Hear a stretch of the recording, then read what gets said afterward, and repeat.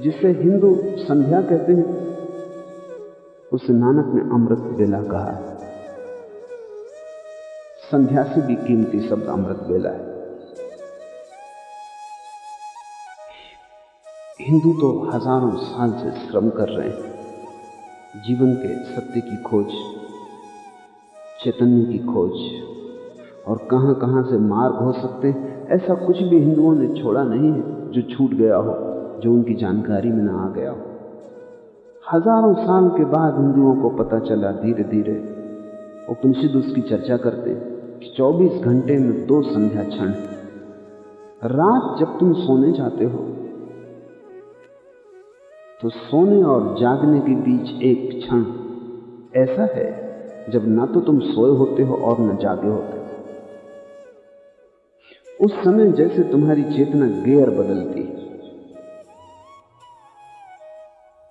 अगर तुम कार चलाते हो तो तुम्हें पता है कि एक गियर से दूसरी गियर में गाड़ी डालते वक्त बीच को क्षण भर को गाड़ी न्यूट्रल गियर से गुजरती है।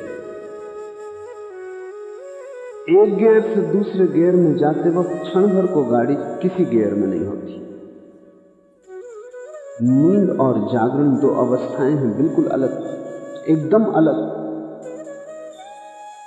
जागे में तुम कुछ और थे, नींद में तुम बिल्कुल कुछ और हो जाते।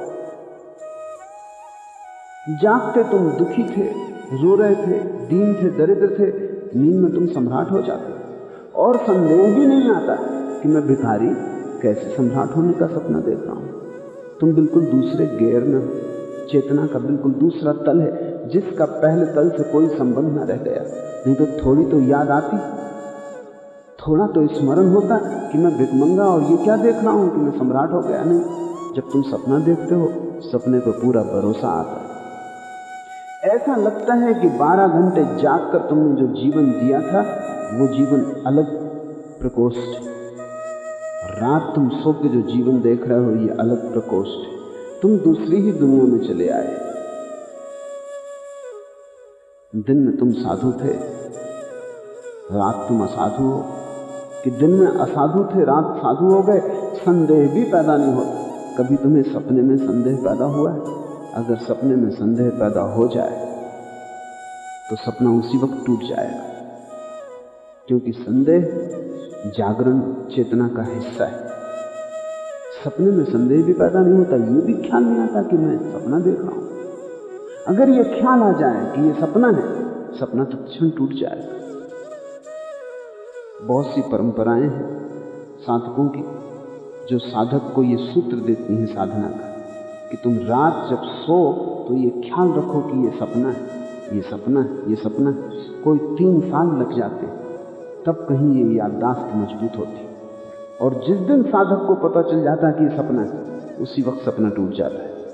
और न केवल एक सपना टूटता है, उसके बाद सपने आने बंद हो जाते हैं, क्योंकि अब उसके गियर अलग अलग नहीं रहे, अब उसके प्रकोष्ठ इकट्ठे हो गए। अब वो सोया हुआ भी जागा हुआ है। यही तो कृष्ण कहते हैं कि योगी उस समय भी जागता जब तुम सोते हो। उसके जो 2 कमरे अलग अलग थे, उसने बीच की दीवार हटा दी, दोनों कमरे एक हो गए। रात जब तुम नींद में उतरते हो, सोने से सुबह फिर तुम जागते हो, ये 2 घड़ियां हैं जब तुम्हारी चेतना बदलती है। एक क्षण को मध्य काल होता है, उसको हिंदू संध्या काल कहते हैं। उसी को नानक ने अमृत बेला कहा है। अमृत बेला इसलिए कहा है, संध्या काल तो वैज्ञानिक शब्द है।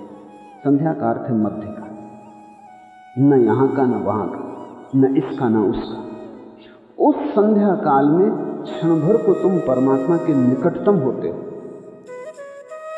इसलिए हिंदुओं की प्रार्थना संध्या काल का उपयोग करना चाहती है। उसी को नानक अमृत बेला कह रहे हैं। अमृत बेला और भी प्यारा शब्द है, क्योंकि उस क्षण तुम अमृत के करीब होते हो। शरीर तो मरण धर्मा है। शरीर के ही एक यंत्र से तुम जागते हो और शरीर के ही दूसरे यंत्र से तुम सोते हो। सब सपने शरीर के, सब जागना सोना शरीर का है। इस शरीर के पीछे तुम छिपे हो जो न कभी सोता है न कभी जागता, क्योंकि जो सोया ही नहीं वो जागेगा कैसे। न कभी सपने देखता है, क्योंकि सपने देखने के लिए सोना जरूरी है। इन शरीर की अवस्थाओं के पीछे छिपा है अमृत, जो न कभी पैदा होता और न कभी मरता है। अगर तुम संध्या काल को पकड़ने में समर्थ हो जाओ तो तुम्हें शरीर के भीतर छिपे हुए अशरीरी का पता चल जाएगा, दास के भीतर छिपे हुए साहब का पता चल जाएगा। तुम दोनों हो। अगर तुम शरीर को ही देखते हो तो दास, अगर शरीर के भीतर छिपे मालिक को देखते हो तो साहब। तो नानक कहते हैं बस एक ही काम करने योग्य है, मंदिरों में मांगने से कुछ न होगा, पूजा अर्चना चढ़ाने से कुछ न होगा, फूल पत्ते रखने से कुछ न होगा, क्योंकि उसी को भेंट करने में कौन सी कुशलता है, कौन सी बड़ाई। एक ही करने जैसी प्रार्थना है, एक ही पूजा अर्चना है, और वो है अमृत बेला में सत्य नाम की महिमा का ध्यान करो।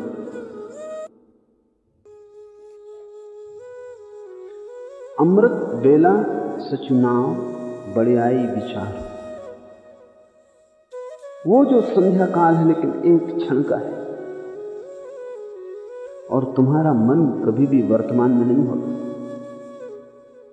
इसलिए तुम उसे चूक जाते हो। रोज वो आता है, हर 12 घंटे के बाद वो घड़ी आती है जब तुम परमात्मा के निकटतम होते हो, लेकिन तुम उसे चूक जाते हो क्योंकि तुम्हारी नजर उतने बारीक क्षण को पकड़ने में अभी कुशल नहीं।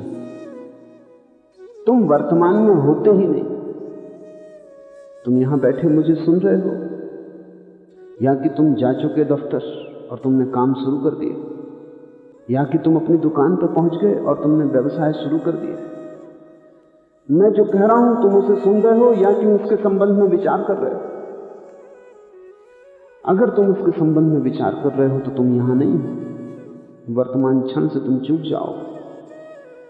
इस अमृत बेला को पकड़ना हो तो प्रतिपल सजगता से जीना जरूरी है। तुम भोजन करो तो सिर्फ भोजन करो और कोई विचार मन में न चले। तुम स्नान करो तो सिर्फ स्नान करो और कोई विचार मन में न चले। तुम दुकान जाओ तो दुकान ही रहे और कोई विचार न चले, घर भूल जाए। घर आओ तो दुकान भूल जाए। तुम एक एक क्षण में जब जाओ तो पूरे वहां रहो, यहां वहां नहीं। तब धीरे धीरे तुम्हारी दृष्टि सूक्ष्म होगी और तुम वर्तमान क्षण को, प्रेजेंट मूवमेंट को देखने में समर्थ हो पाओगे। इसके बाद ही अमृत बेला में तुम ध्यान कर सकोगे, क्योंकि वो तो बहुत बारीक क्षण एक झटके में बीत जाता है। तुम कुछ और सोचते रहते हो, उसी वक्त बीत जाता है। सोने के पहले पड़े रहो बिस्तर पर, सब तरह से मन को शांत कर लो। विचार यहां वहां न ले जा रहे हैं, नहीं तो जब क्षण आएगा तब तुम वहां मौजूद न रहो, तुम किसी चिंता विचार में खोए।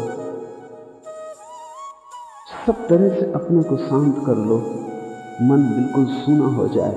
वहां कोई विचार न घूमता हो, कोई बादल न घूमता हो, नील गगन जैसा हो जाए मन, खाली सूना।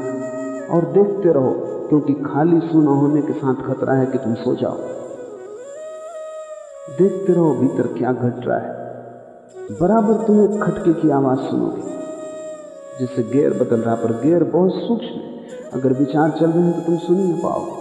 बराबर तुम देखोगे कि जैसे रात दिन में बदल रही है, दिन रात में बदल रहा है, सोना नींद बन रहा है, नींद जागना बन रही, और तुम दोनों से अलग देखने वाले हो। वो देखने वाला ही अमृत है।